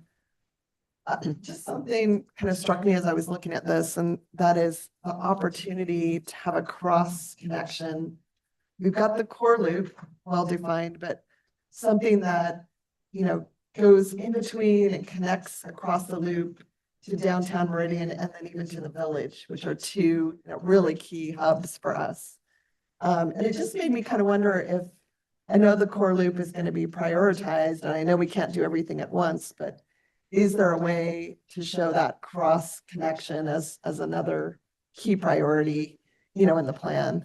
And I couldn't really draw it for you right now, but I see that it's there. It's just a matter of, how would we implement that over time? Madam Chair, I do think that's a good comment. And we don't actually have the Linder Road highlighted in the plan, so it's not showing here. But yes, maybe we need another one. I do think those are important connections. Yeah. I know the village is tricky because of the traffic. I really would like to see us aim high as in getting over roadways. But great comment, keep going. Yeah, and I think we're almost there. It wouldn't be like a straight line or anything, but it would just be a weaving, cross path across to get to those places. And I think we can work on that name for the core loop. It just reminded me of a community that we've done a lot of work in with my firm, Vancouver, Washington. And they have this plan for what's named the Intertwine. You probably heard of that. So it's kind of a cool name. And I think we can challenge ourselves to sort of think about what would be a good name for us. That was already taken. Darn. So, yeah, Madam Chair and Commissioner Roberts, we never do workshops, but maybe we could do send me your ideas. I really do think kind of like we had our Golden Spike Bridge or, like those names really help. They're part of the branding and helping people remember. So, and I had thrown out the lasso just because it kind of sort of had that shape. I don't know that was so great, but something a little bit more, like figurative or metaphorical. So that was, the intertwine is lovely. And maybe that speaks to community and bringing people together and connecting. So yeah, exactly. So maybe we can just brainstorm about that or think about that as we go forward. But the last thing I just wanted to say is, I have two more things, sorry. On the signing and wayfinding, I realize that's going to be part of a future scope, but I thought that the signs that Alta is presenting are really quite simple and exquisite. They're going to stand the test of time, and I think that's what you want. You don't want something that is going to look old and, aged, out of style. And it would be easy to update those with information. So I just wanted to mention that. I like the classic, simple look of those. And then the last thing I wanted to say is just congratulations to us, to you, because I really do feel like Meridian is a leader in the region for our pathway system. And, in a way, it's because we have a great staff and leadership that supports this. It's also because we're growing and we are being opportunistic and proactive at finding those opportunities. Whereas I know, Boise has been built for a while and it's much more challenging for them to make these connections. So I'm kind of glad that the timing is with us on this, and I congratulate you for all the great work. Thank you. Well, thank you. And Madam Chair, Commissioner Roberts, all commissioners, we really are different from Boise. And I think that Boise's recent plan that was spoken about briefly, they had the green belt. They didn't really have much else. We didn't have a green belt. We do have the water features, but it's forced us to, be a little bit more creative. And it's a different place out here. But we really have harnessed development. We like to think of it as partnering, but we do, require the developers to build pathways, and they have come to see value in it as well. And you're right, some of it is good policy, but a lot of it is just where we were with growth, and we had that policy in place that allowed us to require it. And we feel they've helped us build miles and miles. And just one more thing to say about that is, some communities aren't in front of that growth, and the growth just happens and there are those missed opportunities. But thankfully our community is ahead of it and thinking of it all the time. So I'm really proud of us. Thank you. Grateful as well. Thank you. Anyone else? Agreed. I did have a question for the signage of the wayfinding. So the pathways that run through subdivisions, I think I probably brought this up before, but is there going to be something like, I don't know, pavement or sidewalk markings so that you can, whether they don't have signage, that you can follow? I tried to go through a subdivision with my phone and that was really difficult. I didn't get lost, but I didn't turn the right way. And I just was wondering if that's something that is even a possibility if it's a subdivision. Madam Chair, are you speaking to like pathways that might tell you how to get to the main pathway, or signs that might tell you how to get to the main pathway? Yeah. Yeah. You're going through, so I was coming from Spurwing through the subdivision down to McMillan. And that kind of gets really windy. And so it was telling me where to go on a map, right? Because that shows different pathways, but some of those have dead ends. I was having a hard time like crossing between subdivisions is really where it kind of ran into the problem. But I just didn't know if signage for that was even being considered, or if it was something that, I don't know, just can help you get out of this, like you said, get to like a main pathway. It's a good thing to note and think about. And I wonder even if, as part of the signage and wayfinding, maybe it's not even a sign, it's just a recognizable vertical, something that you think, oh yeah, I'm gonna follow a couple of those and then I get to the main pathway. We couldn't do it for every neighborhood. We might focus on the ones that really don't have much pathway. Yeah, but there are hidden micropaths, and if, I've done that going out on a run, and like, you have to really chart a route and figure out, can I get through, and I was riding my bike and trying to. Right. Anyway, So I stopped a few times, yeah, not hit mailboxes or whatever. it's a great comment, Yeah. something to add to that project for sure. It was probably user error mostly, but member Helms.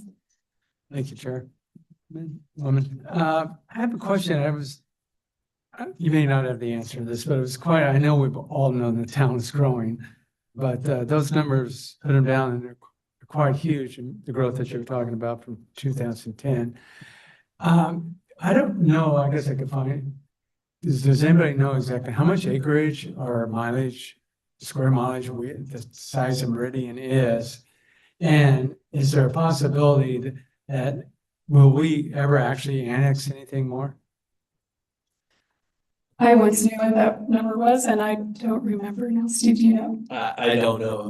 We can find out from the planning department. I mean, there's definitely a number for, I'm curious if you're wondering the size of the annexed city limits, which is what I think you're asking for, as opposed to the area of impact, which really hasn't changed.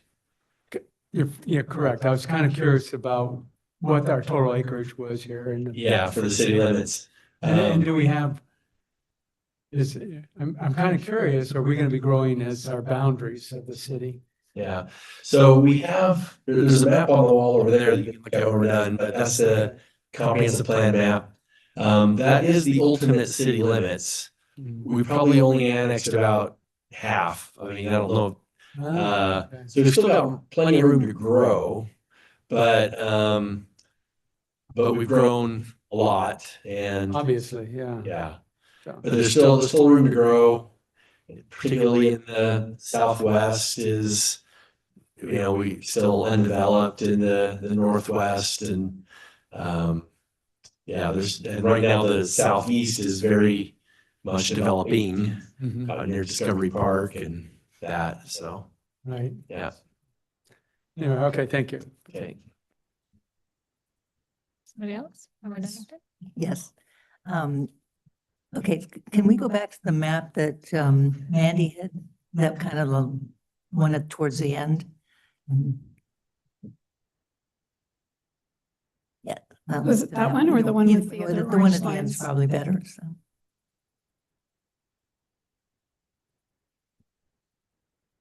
Okay, so when I'm trying to clarify on what I'm looking at, your yellow is your core loop that you were talking about. Do you have how many miles that is in your total so far? Madam Chair and Commissioner Dennington, I meant to look that up. I don't think I ever did. Okay, so you don't know that at this moment? Yeah, I mean, although we roughly could measure on the map because it consists of 1 mile squares. So that's okay. That might be enough to give you an idea. Another follow-up question on your core loop. I'm assuming the dotted lines that are in the yellow and the green through there are the pieces that are not completed yet. Is that correct? The ones that are solid are the actual paths in place, and the dotted are not? Correct. Okay.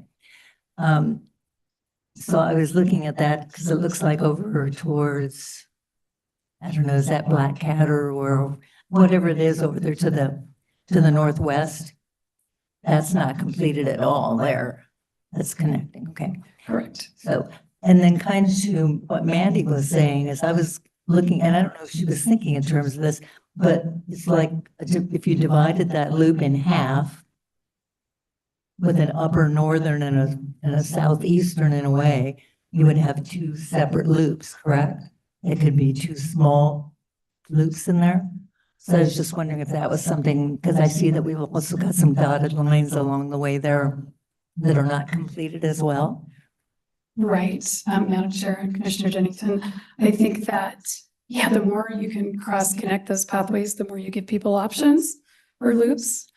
So we do, there's Linder Road, but I do think that's a great thought in general, just in terms of, what are the opportunities to provide people, like, I happen to live in Boise where there's a grid, and on a grid, it's not an exciting run, but you can pick your distance and just kind of keep going on the grid. And if you have loops, you have a similar choice, you can peel off. So I think that's a great comment. I think Linder Road would act that way to some degree. There is a bit of a natural division north-south that we work to overcome, but yeah, we might think of, are there loops within the area defined by, say, Linder Road and the interstate on the southeast, the northwest, and the northeast? Yes, and follow up.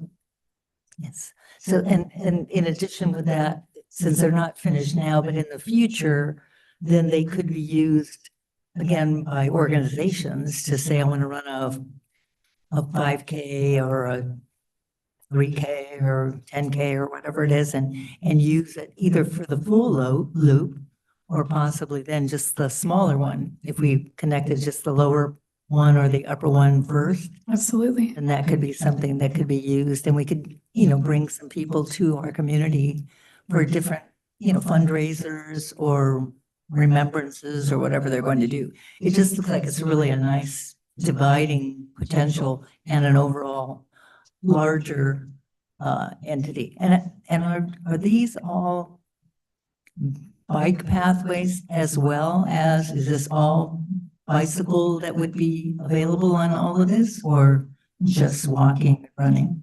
Madam Chair and Commissioner Jennington, we call them multi-use pathways, so anything non-motorized, although that definition has gotten complicated lately. Some of these on the core loop are sidewalks, like down in the southeast near the Reidenbach. There's a stretch of pathway that when it develops is going to be amazing, but it won't develop for a while. So in the interim, we've identified a sidewalk widening, to get a detached sidewalk off of Eagle Road, just to make that connection a little bit more quickly than development would. So some are sidewalks, but they're for everyone who isn't on a motorized vehicle. And that's why they're 10 feet. I know some of the Boise Greenbelt facilities are as wide as 12 now, but we're at 10 and they do look like highways for bikes. But as the system grows and becomes more heavily used, I think you need that width. Another comment? I have another comment. Okay. And to now Chairman Greer, and our comment about the signage, kind of thinking in terms of like when you're on the hiking trails in Yosemite and you're going across John Muir, and maybe but you're going to say you're still on the John Muir, but you're taking a side trail, but it still keeps you on the same main path. So you still know you're on the right trail to get you to the end. So I didn't know, and it was just kind of something that popped in my head that would be a part of that signage, that you're still on that same main trail. Yes, Commissioner, I think sometimes you see the signs that are kind of stacked, go off this way to, yeah. And I think that we would get a consultant who had an expertise in wayfinding and hopefully, maybe even bring in a partner like Trademark. They do some great signage, like the ones that we're working on the golf course. So, or maybe they'd have that capacity, because I think, yeah, there's some really creative things you could do. Simpler is good. Classic is good. But that's a good comment. And it's nothing I have much experience with, but a lot of it is common sense if you can kind of encapsulate it. I think that's a good comment. So one last comment. Thank you for a great presentation and for all your work in doing all of this. It's really been amazing and you can tell that you love it and it's coming together so well. But I kind of loved when you said the fact that Meridian is the hub. We are the hub and everything is really spoked out around us.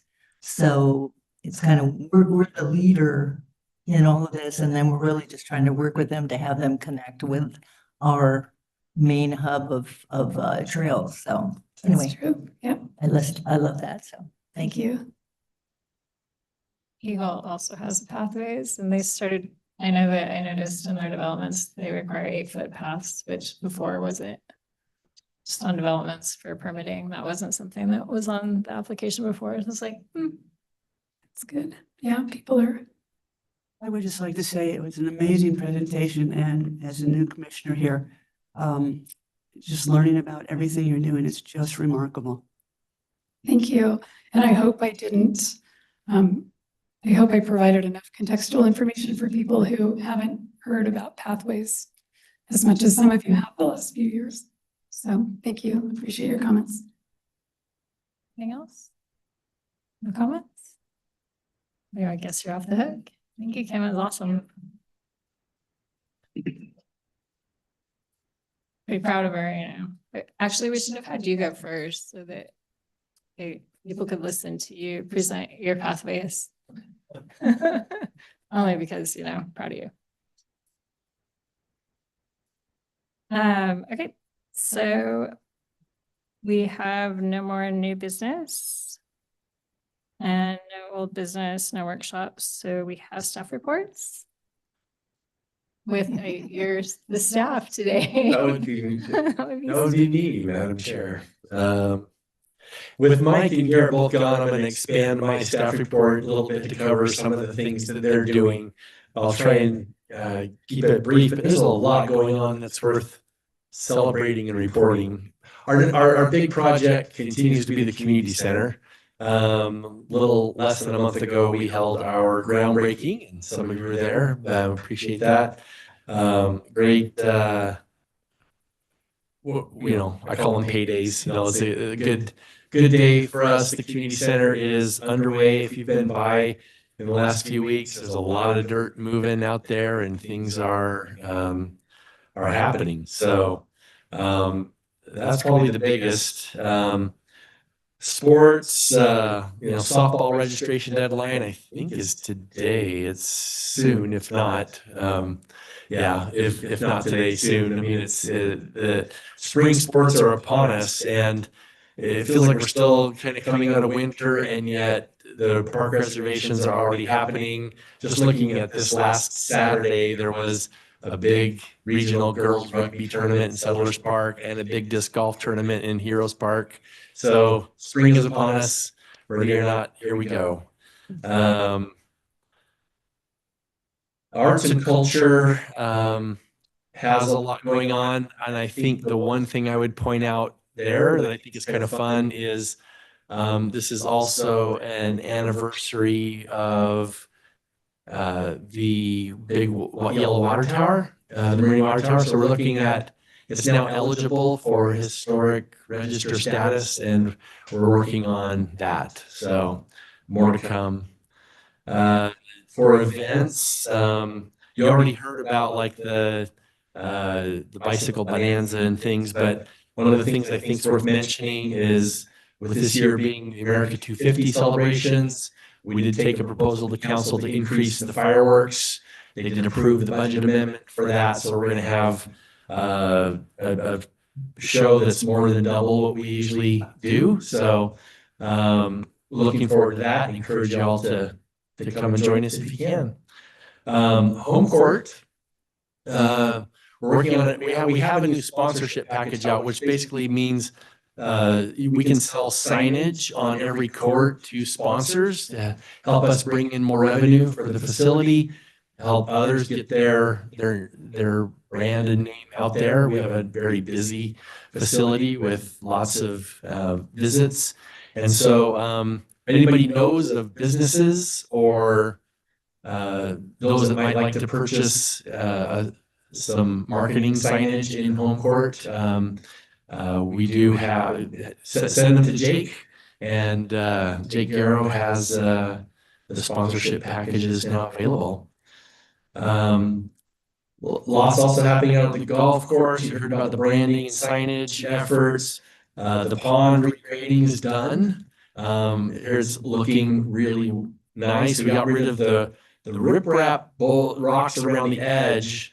Were kind of nice in some ways, but they really trap balls, because we hit the golf balls into that lake view, the driving range, but it was hard to retrieve the balls because the balls go to the edge, and then when you try to scoop them out, there was no way to retrieve a lot of them. So it's now a lot cleaner, and that'll be an easier process.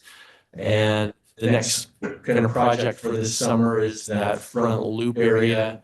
We have some budget this year for regrading some of the edges, the edges that always get cut, driven over, that get muddy. We're going to do some reshaping and not branding, but redesign out there. Simple but important.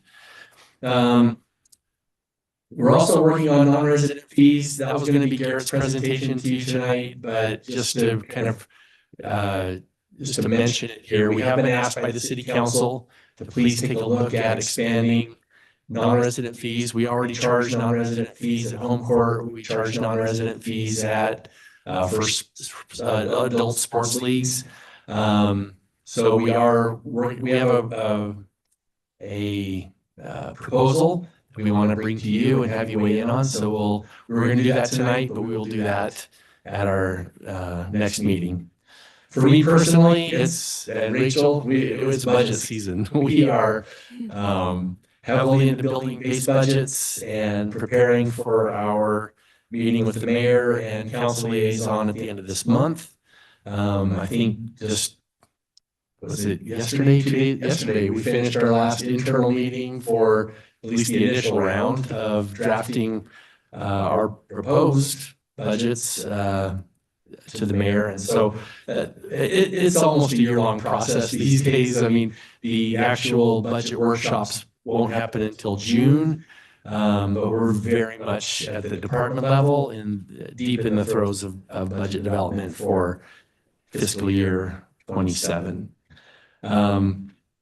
And then there's one more kind of big retirement bomb drop on everyone, but Mike Barton, who's not here tonight, has also announced his retirement. His is faster than Shelley's. His retirement, he's leaving a week from Friday.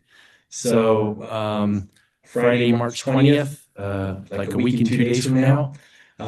He has requested not to have a large party. So we will have a large party for Shelley's departure. We will not have a large party for Mike's departure. But if you want to, you're welcome to stop by and wish him well, if that's something you'd like to do. So, and with that, I will stand for any questions. Thank you, Stu. Changes are upon us. Nice. What the heck? That's like shocking me when people are retiring, just because they've always been here, right? Yeah. Like 15 years or something. Does anyone have any questions for Steve? I had a question with the and this is kind of maybe off topic, but with the disc golf courses, how do those get established, or do we have any of those in the future? So we have three. We have three. And did I say disc golf tournament earlier for Heroes Park? It wasn't a disc golf tournament. I'm sorry. It's what's the frisbee? Frisbee golf? It's disc golf. Yeah, it's not the golf though. It's just ultimate frisbee. It was an ultimate frisbee tournament. So I said disc golf and it wasn't. I misspoke. Okay. It was frisbees, but ultimate frisbee, not disc golf. But to answer the question about disc golf, we have a permanent 9-hole facility at Kleiner Park.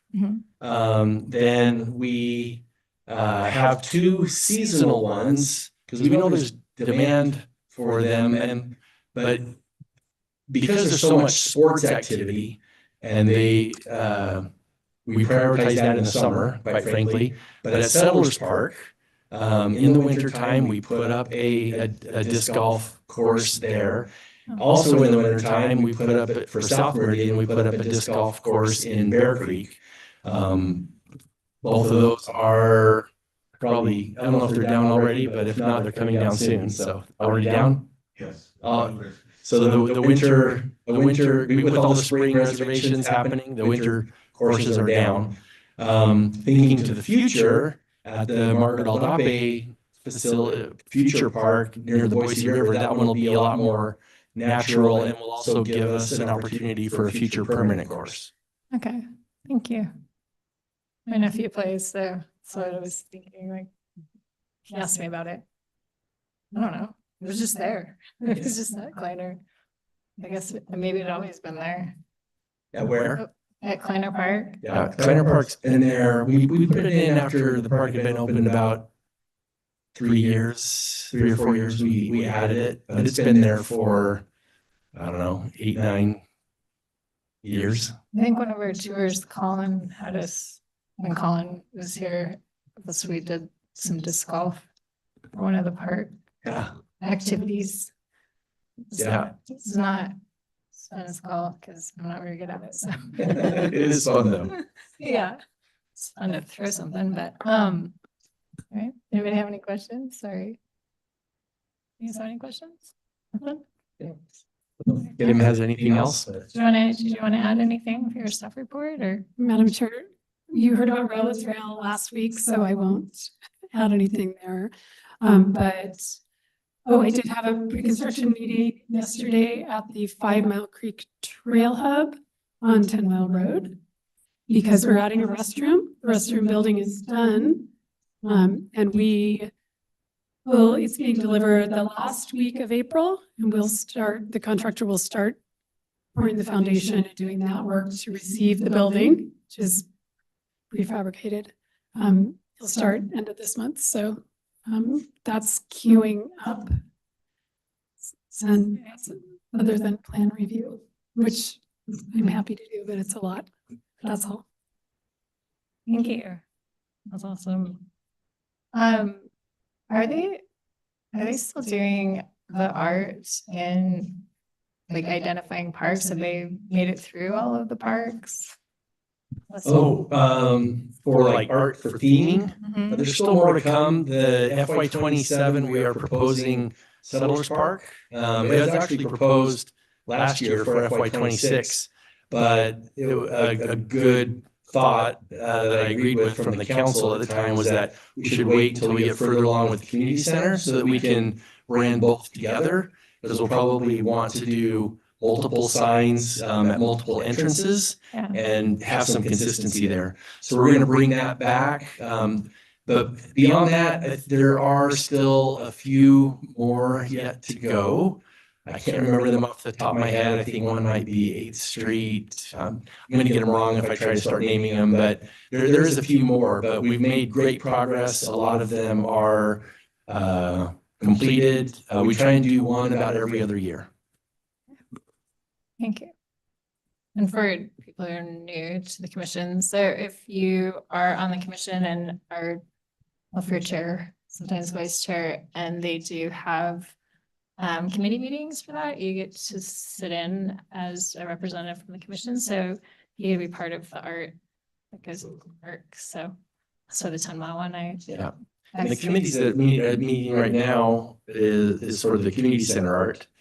Mandy, are you on that? Yes. Awesome. And I saw an email just came out, was it yesterday, with proposals that are going to be reviewed by the committee. Awesome. Good. It'll be interesting to see how that comes out. Anyway, just I suppose I could report on that in our next meeting, the results if you would like, or I don't know if Cassandra's going to come to our next meeting, but. No specific plans at the moment, but if it makes sense, we can certainly talk about that. Yeah. Okay. And also, while I have the mic, I just want to say, please give our well wishes to Mike. I guess we won't see him next month. So yeah, I will be glad to do that. Yeah. Yeah, and give him a hard time for not being here. Is what it comes down to. Can't say anything. That guy's pretty awesome. Is there anything else from staff? Anything from commission?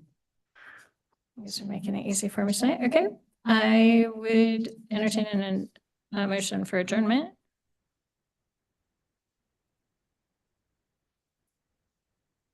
A motion for adjournment. I'll motion to adjourn. And I will second that motion.